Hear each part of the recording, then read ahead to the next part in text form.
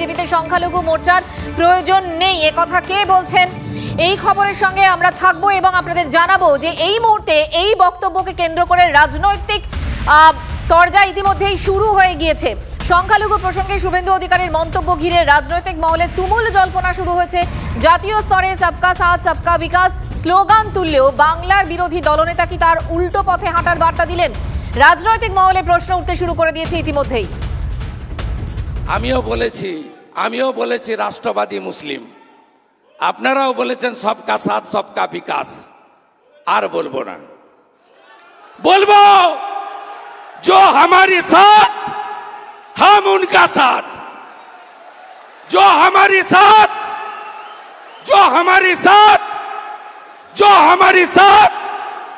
हम उनका साथ।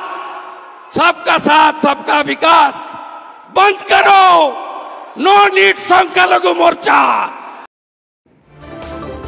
শুভেন্দু অধিকারী যখন একথা বলছেন, কেন বলছেন তিনি ব্যাখ্যাও দিয়েছেন। এরপরে সাংবাদিক বৈঠক করে বিরোধী দলনেতার ব্যাখ্যা, বাংলায় সনাতনী হিন্দুরাই বিজেপিকে ভোট দিয়েছে, রাজনৈতিকভাবে সনাতনী হিন্দুদের পাশে থাকা উচিত। মন্তব্যে অনড় থেকে তিনি আরও বলেন, বুথ স্তরের অভিজ্ঞতা থেকে আমার কথা বলেছেন, এর সঙ্গে সবকা সাথ সবকা বিকাশের কোনো সম্পর্ক নেই। বুথে কাজ করা কর্মী, গ্রাউন্ডে কাজ করা কর্মী হিসেবে আমার এক্সপ্রেশনটা এটাই ছিল, শুধুমাত্র সনাতনী হিন্দুরাই বিজেপিকে ভোট দিয়েছে, সংখ্যালঘু বিশেষ করে মুসলিমরা বিজেপিকে ভোট দেয়নি। 100 জন মুসলিমের মধ্যে 91 জন 2021-এ ভোট দিয়েছিলেন মমতা ব্যানার্জিকে, এবারে 95% মুসলিম ভোট দিয়েছে। সেই কারণে আমি রাজনৈতিক আমার অ্যাঙ্গেল থেকে বলেছি, এর সঙ্গে ভারত সরকারের ডেভেলপমেন্টের কাজ, প্রধানমন্ত্রীর সবকা সাথ সবকা বিকাশ, সবকা বিশ্বাস সবকা প্রয়াস, এই স্লোগানের কোনো সম্পর্ক নেই। আমি বলেছি বিজেপি তাদের সঙ্গেই থাকা উচিত রাজনৈতিকভাবে, যে আমার সাথে আছে আমি তার সাথে আছি। শুধুমাত্র সাংবাদিক সম্মেলন করেছেন তেমনটা নয়, তার বক্তব্য এবং তার ব্যাখ্যা তিনি দিয়েছেন সোশ্যাল মিডিয়াতেও।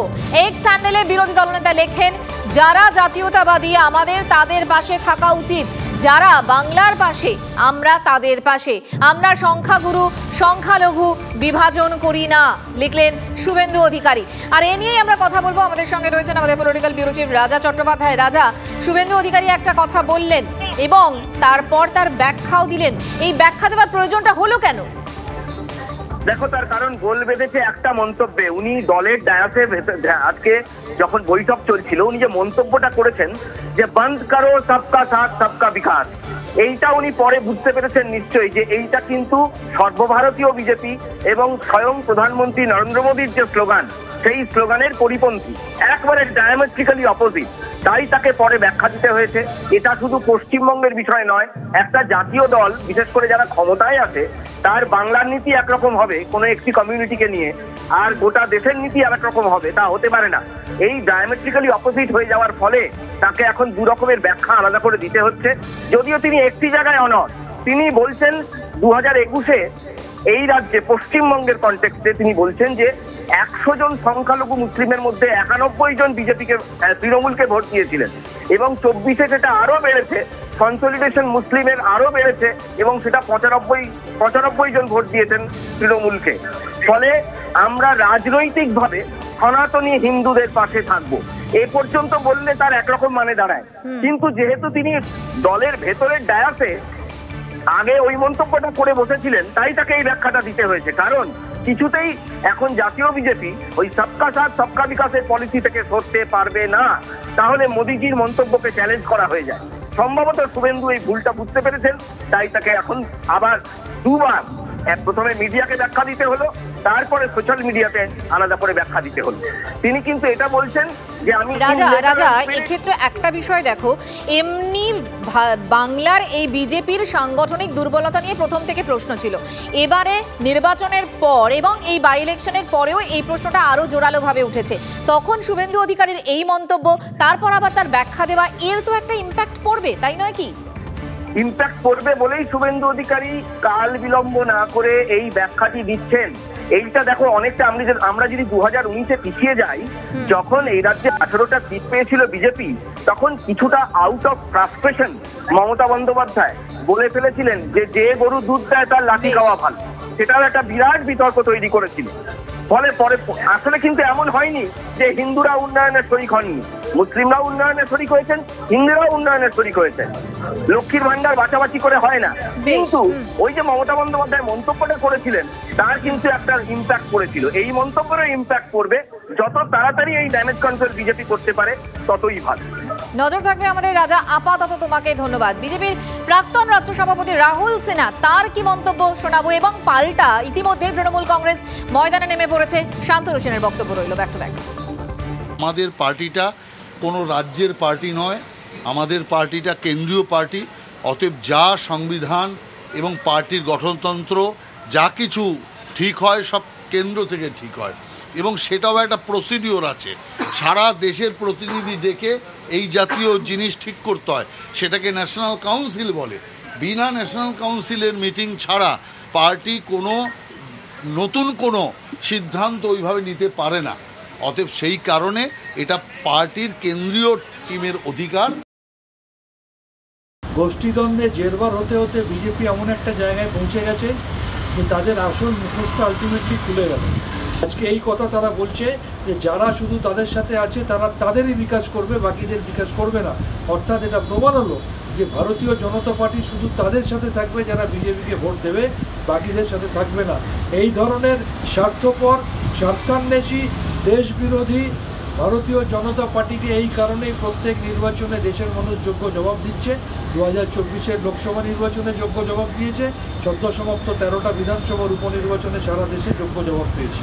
শুভেন্দু অধিকারী আজ আরও বলেছেন, তিনি বলছেন যে তিনি বিরোধী দলনেতা, সংগঠনের দায়িত্ব তার নয়।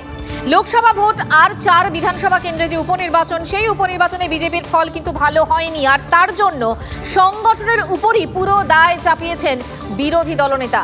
আত্মসমালোচনার সুরে বলেছেন বিজেপিতে চুলচেরা বিশ্লেষণের প্রয়োজন। তবে কি শুভেন্দু অধিকারী ঘুরিয়ে রাজ্য বিজেপির সভাপতি সুকান্ত মজুমদারের নেতৃত্ব নিয়ে প্রশ্ন তুললেন?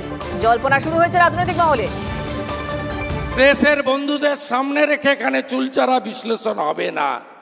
চুলচেরা বিশ্লেষণের দরকার আছে, সে জায়গা আলাদা। আপনি লক্ষ্য করবেন বিরোধী দলনেতা আমি অর্গানাইজেশনের দায়িত্বে নেই। আমি কখনো সংবাদ মাধ্যমের সামনে একটা এমন শব্দ বাক্য প্রয়োগ করি না যাতে ভারতীয় জনতা পার্টির বুথের কর্মীটি, আমাদের ভোটারটি হতাশ হয়। আমি এটা কন্টিনিউ করব। আমি জাতীয়তাবাদী পরিবার থেকে এসেছি। মুকুল রায়ের মতো সব কেড়ে নেওয়ার পরে আমি বিজেপিতে আসিনি, আমি সব ফেলে দিয়ে বিজেপিতে এসেছি। এখানেই আমার রিটায়ারমেন্ট হবে, এটুকু আমি আপনাদের কাছে কমিটমেন্ট করতে চাই। আর এরপর তৃণমূল কংগ্রেসের তরফে কি বক্তব্য, অরূপ চক্রবর্তীর বক্তব্য রইল আপনাদের জন্য। বড়লোক বাবার বকাটে ছেলে যখন পরীক্ষায় ফেল করতো, পরীক্ষায় ফেল করার পর বাড়িতে গিয়ে গাল ফুলিয়ে ঠোঁট ফুলিয়ে বলতো যে আমি ফেল করেছি, এই জন্য আমি দায়ী নই, ওই মাস্টারমশাইটা বাজে ছিল তাই জন্য আমাকে ফেল করিয়ে দিয়েছে। আমাদের দুর্ভাগ্য হচ্ছে রাজ্যের বিরোধী দলনেতা একটা অপদার্থ আহাম্মক। ও এখন হেরে যাওয়ার পর, মানুষের কাছে প্রত্যাখ্যাত হওয়ার পর বিজেপির কেন্দ্রীয় নেতৃত্বের কাছে নাটক করতে গেছে। দায় আমার না, আমি বিরোধী দলনেতা। ও যদি বিরোধী দলনেতা হয়ে থাকে, বসিরহাটের ক্যান্ডিডেট ঠিক করেছি আমি, এত বড় বড় বাতিলা কেন দিয়েছিল লবি? আজকে তমলুকে অভিজিৎ গাঙ্গুলি প্রার্থী হবে, বিজেপি অফিসিয়ালি অ্যানাউন্স করার আগে শিশির অধিকারী বলে দিয়েছিল যে এখানে তো ক্যান্ডিডেট অভিজিৎ গাঙ্গুলি, তার মানে বিজেপির ঊর্ধ্বে শুভেন্দু অধিকারী।